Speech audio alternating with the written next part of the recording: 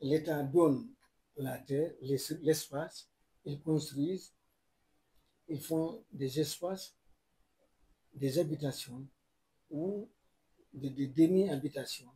Donc, et on refuse à payer à la commune propriétaire de l'espace son dû. Donc, comme si ça ne va pas, c'est où tu es obligé de retourner ou de passer à d'autres choses. La décentralisation est flexible. Il y a des lois qui autorisent la collectivité, si en procédant à nommer un administrateur, ça ne va pas, prendre le marché, donne à un seul individu qui va te payer selon ce que vous avez arrêté. C'est la loi qui autorise la collectivité à le faire. C'est à ce titre, il y a différents types de baux dans les marchés des collectivités que le code des collectivités a autorisé. La décentralisation a autorisé pour des marges de manœuvre pour que les collectivités puissent arriver à bout de payer le salaire de fonctionnaires contractuels que la commune a recrutés en son sein. Je l'infirme, tous les marchés dans les collectivités, j'ai été un inspecteur général adjoint de la décentralisation.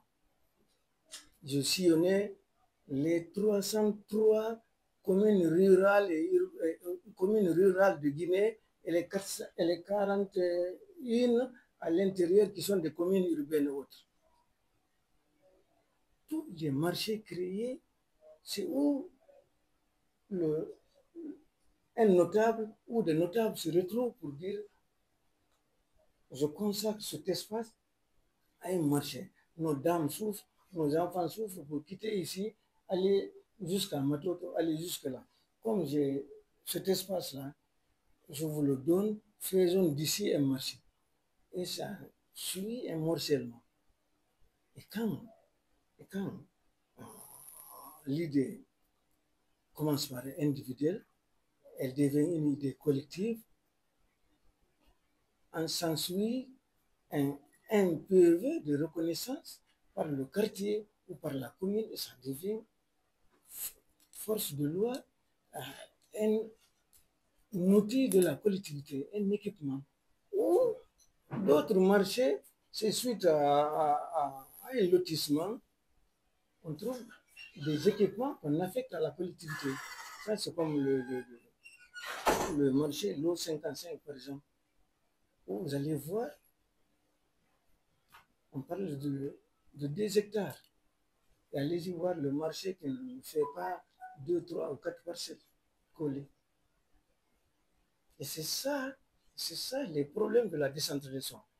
L'État a créé la décentralisation, mais les autres s'en servent pour s'enrichir au détriment de l'État.